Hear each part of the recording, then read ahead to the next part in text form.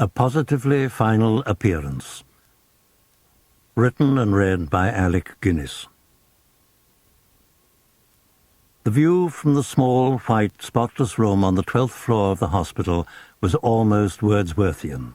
The Houses of Parliament glowing in summer afternoon sunlight, the mud-coloured Thames slowly eddying as the tide turned, and a string of barges chugging towards Westminster Bridge. The river probably wasn't as brown as it looked. The outside of the hospital window was filthy. I wondered if it would all look clearer to me in 2 days' time, or possibly dimmer. Clever people were to operate on my left eye, which had been almost useless for 10 years and virtually blind for the past 12 months.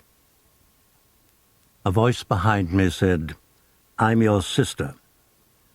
I turned round rather sharply, to be confronted by a stalwart young man fluttering sheets of paper. "Would you please fill in these forms," he said, "and accounts would like a cheque. Oh, and the TV isn't working." He disappeared, and I studied the small print. The forms, as far as I could make out, required my agreement to exonerate the hospital, staff, doctors and surgeons from all culpability should there be any mishap. Well, I had to sign. And then I wrote a surprisingly large cheque, unpacked my small suitcase, and settled myself as best I could on a slippery chair by the window with the latest Patrick O'Brian novel unopened on my lap. The sister chap reappeared to say they would like to do some tests on me on the ground floor and 1,000 miles away. The team who were to operate on me the next day were housed in a vast, ill-lit cavern, but exuded confidence and charm. One of them ran a sort of magic pencil over my eyelid, while the others discussed with enthusiasm the swirling pictures they saw on their little TV screen. I had the impression they were keen to take out my eye and give it a good scrub. One of them said, "We'll now tell you what we intend doing." "I'd rather not know," I said. "But you have to know, it's the law." "You fire ahead," I told him, "and I'll stop my ears." A very attractive, sophisticated Argentinian lady with dazzling fair hair and a shimmering smile introduced herself as the anaesthetist. She asked me in a whisper if all my teeth were my own. I assured her they were, and she gave a nod of relief and approval. We encountered each other again the following morning, when I was wheeled into the presence of the team, who were now all dressed as for a TV medical soap opera. The Argentinian lady took my hand. Just a little prick. "Now I think we are feeling sleepy, yes?" An hour and a half later, I sort of woke up in the recovery room. "All is over, all has been well done," said Argentina. I tried to say "good" or "amen," but the words stuck in my throat, which was fiery and raw. Wherefore could I not say amen? "You have small passage," explained Argentina rather severely.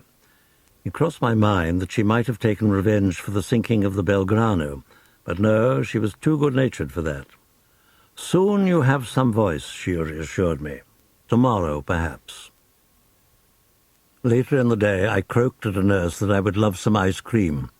That proved a great comfort. The brilliant surgeon and Argentina looked in to see how I was, and they were followed by a couple of jolly Scottish technicians who turned out to be Star Wars enthusiasts. They wanted me to write, "May the Force be with you," on scraps of paper. That was the 14th of August, 1996. The following morning I was told I could go home. As I didn't fancy the 50-odd-mile car journey down to Petersfield after a general anaesthetic, I booked myself a room at the Connaught. I got there at noon. It was another lovely day. As soon as I was by myself, I took off the eye shield. I was so astonished, I burst into happy tears. The eye that had been operated on could see quite sharply and in full colour. The bedroom furniture was clearly defined. The bed cover, which had a delicate, complicated pattern, looked brightly new, and, at the window, I could see the far side of Carlos Place. The only oddity was the bedroom door, which appeared decidedly crooked. A week after the operation, a slight deterioration set in. "Just a little detritus," said the surgeon. "Give it a month or two. It'll get better and better." This is not going to be the end of the eye saga. Cataracts are forming rapidly on both eyes. I was wondering if the national press had started to use grey printer's ink. 40 years ago, I started complaining about the fuzzy printing of the London telephone directory, now nauseatingly called the phone book. But a pair of glasses rectified that. A few years ago, I became exasperated by what I took to be the sloppy diction of a new generation of actors. A little machine in the ear assured me that their speech was fine, except for the slipshod accents they chose to use. The humiliations of age are not always easy to accept. During the early part of March 1997, I spent a lot of time on medical jaunts, crossing, recrossing and crisscrossing the area bounded by Wimpole, Wigmore and Harley Streets. London provides intense specialist areas, whether in diamonds, bookshops, silver, painting, antiques, or disease. It was the route of possible disease which I was following. It's not the consultations which are depressing, but the awareness, as you trudge the empty pavements, that behind almost every facade are gloomy, high-ceilinged waiting rooms with worn, brocaded armchairs and polished tables covered with dog-eared, out-of-date copies of Vogue, Country Life, and the National Geographic. In the corner of each room there is likely to be sitting, patiently resigned and sadly far from his palace or tent, a sheikh or eastern princeling. Vanity Fair will be of no interest to him, and probably not even hello. A trip to my doctor in Sloane Square led to the suggestion that there might just be a suspicion of cancer of the prostate, so off to Harley Street again. A charming, very tall Australian chappie with a warm Sydney accent showed me into a small room which contained a high bed of sorts and a rather sinister little TV set. The TV was showing a static black-and-white image of what looked like a bunch of a few late chrysanthemums. The young man took my jacket and told me to lie on the bed. "Doctor'll be here in a minute. Just undo the top of your pants. Doctor'll do the rest." Catching my look of mild apprehension, he sought to comfort me. "They tell me you used to be quite somebody in the art world." I clicked a little snort of denial. "No, truly," he said. "That's what the receptionist thinks." He had a devastating smile which could wipe away the slightest umbrage. I recall the old aristocratic actor Ernest Thesiger being stopped in Piccadilly by a woman who said, "Didn't you used to be Ernest Thesiger?" "Still am," he hissed, and passed on. The Aussie dropped his smile and announced, "Here comes Doctor. Ease your pants down a little, lie on your side, and raise your knees. Comfy?" The doctor, after asking a few questions, turned to his assistants and without a trace of drama said, "Make me up a balloon." A balloon? What the hell could they be thinking of? Bravely, I determined neither to wince nor cry out. He probed me with some sonic device, and I hardly felt a thing. His eye was kept on the TV, and occasionally he gave a little grunt of satisfaction, but whether that boded ill or well, I couldn't decide. After 10 minutes or so, the doctor had finished and assured me there wasn't any sign of cancer. Smiles all round. As I left the room, I threw a glance at the TV. The old clump of chrysanthemums was back on screen, bleakly indifferent. I was tempted to ask them, "How was it for you?" but contented myself with a subdued but joyful wave of the hand. Naturally, I telephoned Merula, my wife, as soon as possible. When I'd left for London in the morning, she'd suffered a sudden bout of inner ear trouble which threw her off balance and caused nausea. As soon as she heard I was cancer-free, her giddiness disappeared. Well, I suppose that has explicable reasons, but I feel it's not far removed from the telepathic communications we sometimes experience, though these are usually about the most trivial everyday things. March has slipped by with but few lion-like winds and barely a drop of rain. Apparently it's the driest spring month for 200 years. But in spite of arid ground, this has been easily the best year for daffodils in our neck of the woods, though they haven't lasted as long as usual. We've seen nothing in the theatre, but took ourselves to 3 films: Shine, Ridicule, and The English Patient. Ridicule was gripping, witty, and beautifully acted. Shine was marvellously done too, and involved us emotionally. They say the book of The English Patient is very good, but I'm afraid the film left us totally indifferent. I had the impression that the other customers, all 4 of them in a 600-seater cinema at an early evening performance, felt as blankly as we did. They groped their way out with unenthusiastic faces, muttering in monosyllables. Emerging into Shaftesbury Avenue, with its half-dozen glittering theatres, was like re-encountering a real world. We had been deceived by the hype and the razzmatazz of the Oscars. It was good to look at, but too often suggested bits and pieces of a David Lean classic. At least we were spared the Lara theme from Dr. Zhivago. The next time I see the admirable Mr. Ralph Fiennes, I hope he'll have sloughed off his latex face. It's always a mistake to let the make-up department have a field day. God knows I've submitted a few times to artistic endeavor, but eventually I learned to do about 3 films without any makeup at all. Nowadays, of course, most actors look real, and it's the newscasters and politicians who are painted an inch thick with artificial suntan, giving the impression that they've left their skis momentarily outside the studio. A refurbished Star Wars is on somewhere. I have no intention of revisiting any galaxy. I shrivel inside each time it's mentioned. 20 years ago, when the film was first shown, it had a freshness, also a sense of moral good and fun. Then I began to be uneasy at the influence it might be having. The bad penny first dropped in San Francisco when a sweet-faced boy of 12 told me proudly that he had seen Star Wars over 100 times. His elegant mother nodded with approval. Looking into the boy's eyes, I thought I detected little star shells of madness beginning to form, and I guessed that one day they would explode. "I'd love you to do something for me," I said. "Or anything, the boy said rapturously. "You won't like what I'm going to ask you to do." "Anything, sir, anything." "Well, do you think you could promise never to see Star Wars again?" He burst into tears. His mother drew herself up to an immense height. "What a dreadful thing to say to a child," she barked, and dragged the poor kid away.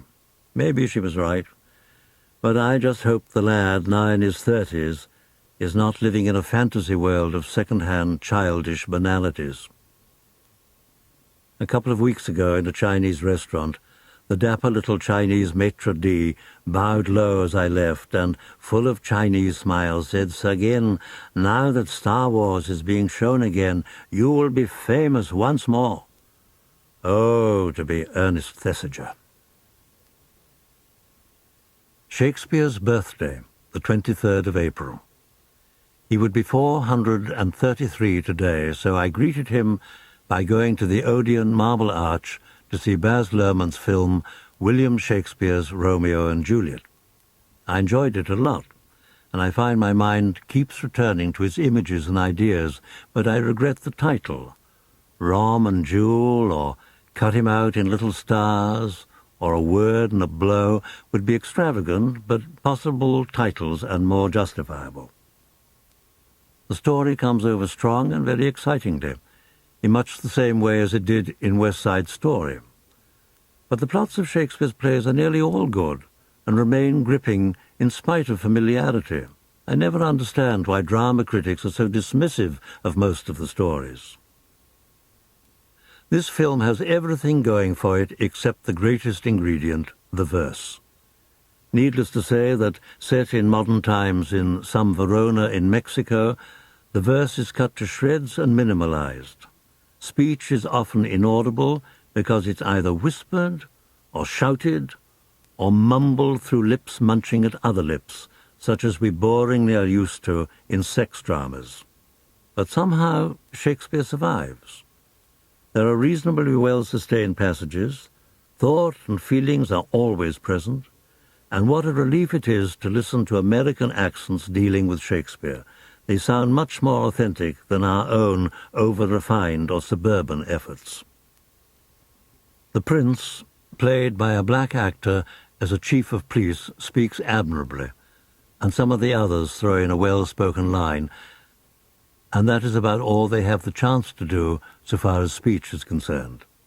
A young black actor wearing corkscrew dreadlocks, cross-dressed into a silver lamy miniskirt and tottering on high-wedge shoes, plays Mercutio, a performance about as far away from Olivier's macho, vulgar, rumbustious Mercutio in 1935 as you could get. I thought I'd quickly weary of the black campery, but then came the Queen Mab speech, and I was thrilled by its sinister, drug-induced quality. The speech has always seemed to me tiresome, all that talk about fairy coachmakers and wagon spokes made of Daddy Longlegs' legs, and downright embarrassing when delivered by a bluff actor trying to be cute. The speech is decimated in the film, but nevertheless is a revelation demanding a new look at all hackneyed set pieces. What was intriguing about this Mercutio was the way in which, when he substituted blue jeans and T-shirt for the glittering drag, his performance deepened. The wit was still there, but a dimension of impending doom was added.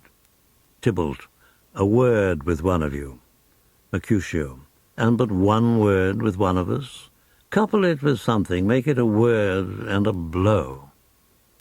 The light emphasis on blow was outrageous but funny. Miriam Margolyes did wonders with what was left to her of the nurse, and caused me to shed a tear, a modest, perceptive performance, never striving for laughs, and always totally believable. I did not believe in Friar Lawrence giving a botanical or chemistry lesson to two small boys while delivering his opening speech about baleful weeds and precious juiced flowers. But I did believe this boy and girl were in love, even when Shakespeare's balcony scene was played by them up to their necks in water in Mr. Capulet's swimming pool. The worst Romeo ever to disgrace our boards was given by none other than me, moi-même. It was to be seen, a bird of ill omen, at the Scottish Theatre Festival in Perth during the summer of 1939. I wore a reddish wig, I can't think why, a droopy moustache, a big mistake, and Larry Olivier's cast-offs from the Gielgud production of 4 years earlier. Pamela Stanley, who had recently made a success in the West End as Queen Victoria, played Juliet, and brought to the part all sorts of pretty little Victorian manners. In fact, everything except a German accent. The first night was memorable. I leapt the garden wall for the balcony scene. He jests at scars that never felt a wound, whereupon the wall fell flat. With professional sang-froid, I ignored the whole thing and struck a romantic pose of extreme yearning. But soft, what light through yonder window breaks? It is the east, and Juliet is the sun, at which moment the balcony fell off, to reveal, gasping with astonishment, Miss Stanley in her nightie. Another foot forward, and she would have tumbled to her eternal rest. The curtain was lowered. After 10 minutes of hammering, we started again, to tumultuous applause. A few nights later, we got successfully as far as, "It is the east, and Juliet is the sun," when, no, not so. There was no Juliet. Distant cries for help were heard. She was locked in the lavatory. The curtain was lowered once more, while the stage carpenter was sent to release her. It should never have risen again, but we persevered. On the last night, my ginger moustache got stuck to the phial of poison, and after much spluttering with Romeo's last line, "Thus with a kiss I die," it managed to transfer itself to Miss Stanley's lips. She was not amused. A day before the dress rehearsal of Romeo, I had done a wicked thing of a sort that I'd never done before, and never, I hasten to add, since. I'd be too scared. There were costume fittings in the theatre wardrobe in the afternoon, to be followed by a run-through of the play in the evening. Motley had designed the beautiful and simple costumes which Olivier had worn in 1935 and which now came my way. They fitted perfectly. However, the lady in charge of the wardrobe for this production, a Mrs. Lewis, had decided they needed prettifying. Without my knowledge, she had glittering sequins spangled all over my dark red velvet doublet. I blew my top, said they must all be ripped out or I wouldn't wear it, stumped off back to my digs in high dudgeon. Merrill was in the kitchen preparing some haddock for my meal, while I kept up a wildly indignant account of the wardrobe department's tastelessness through the open door to the sitting-room. Suddenly I noticed on the mantelpiece a small lump of grey plasticine, presumably left there by a child of the previous occupants of our rooms. I picked it up and started to model it into a crude little figure, at the same time calling out to Merrill, half-laughingly, what I was doing. "You are Mrs. Lewis," I said to the plasticine, "and I have found a needle, and I'm going to stick it into you." Merrill screamed from the kitchen, "You're not to do that, it's very wicked." "I'm only joking," I called back. "I won't stick the needle into her middle. I'll just prick her left foot." So I added a little foot and stuck the needle in it. Then I forgot all about it and enjoyed my haddock, bread and butter, and tea. An hour or so later, I was back at the theatre. At the stage door, I was greeted by ashen faces. "Isn't it terrible what happened to Mrs. Lewis?" one of them said. "What happened?" "The ambulance has only just taken her away," said another. "She dropped a red-hot iron on her foot." "Which foot?" "The left. She was in terrible agony. I hope they don't have to amputate it." They didn't. I've remained conscience-stricken and chastened ever since. The last days of April were warm with glorious sunshine. May started hot and bright. Now much-needed rain has come in fits and starts, driven by cold winds. Flowers have flowered abnormally early and died before their time. New Labour is in with a vast majority, and the Lib Dems have doubled their number of seats. There have been some enjoyable falls from grace, of faces and attitudes we have got sick of. In 5 years' time we shall probably be sick of the new lot. Mr. Blair faces his May of youth. We keep our fingers crossed that it won't be much ado about nothing.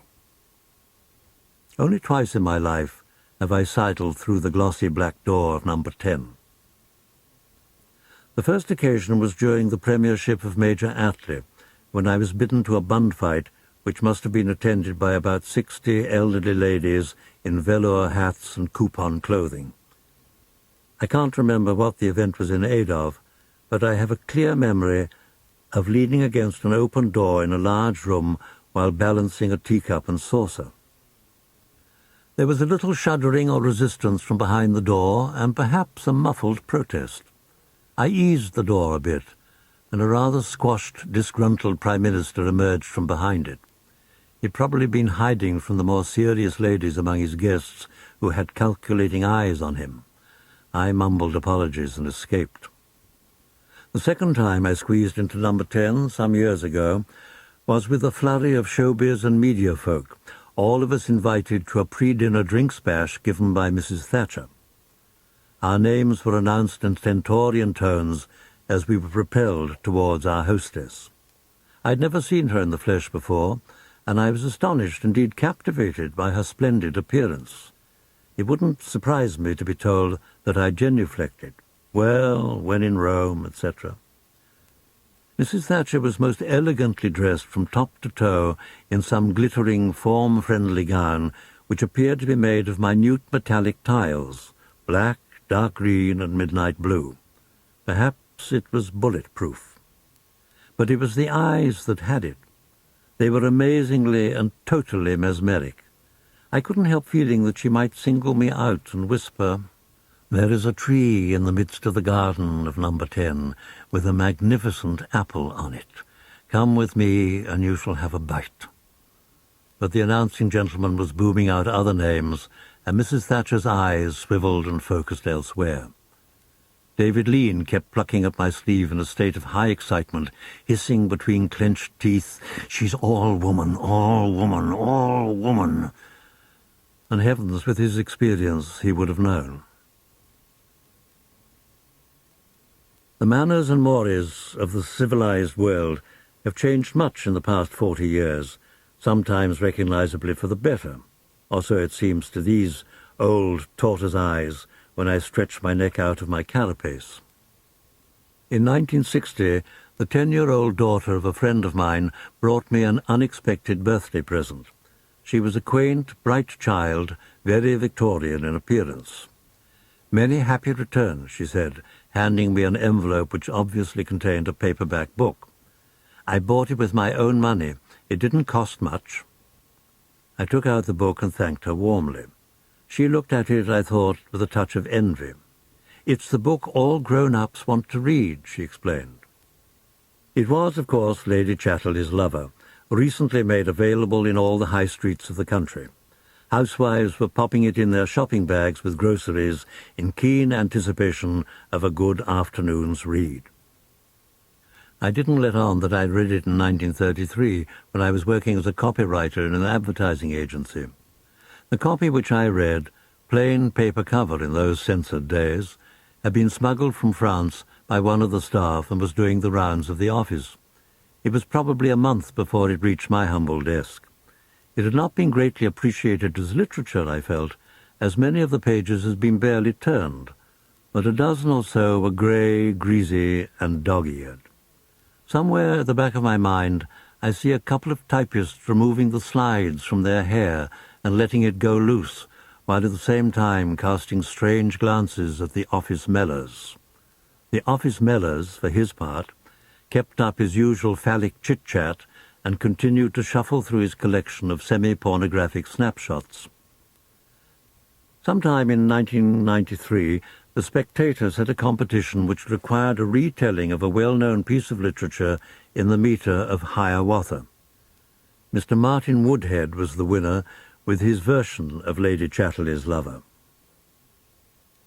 "You shall hear how Lady Constance, tiring of her wounded husband, poor Sir Clifford, high war hero, inconvenienced by shrapnel, found a gamekeeper called Mellors, who could teach her in his lunch hour, and in language frank and fearless, such as wives and servants blush at, to admire the lower orders. While the hapless Bart Sir Clifford, let us waste no pity on him, for the man was paraplegic, in his new electric wheelchair, tried to drive it up a tussock, tried and couldn't make it."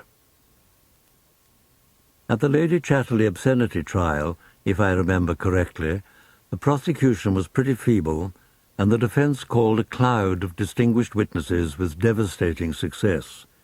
In any case, they had a simple, almost unanswerable question ready to put to everyone. Do you consider you have been corrupted by reading this book? Who would stand up in a law court and admit to corruption? Certainly no one in the public eye. And if they did do so, what rich pickings this would give for a lip-smacking press. The truthful answer for some should have been, "No, it never corrupted me. I was corrupted before I read it." Yesterday evening, dark, sausage-shaped clouds grumbled their way across a pale blue sky. It being the eve of Ascension Day, we took ourselves to Mass.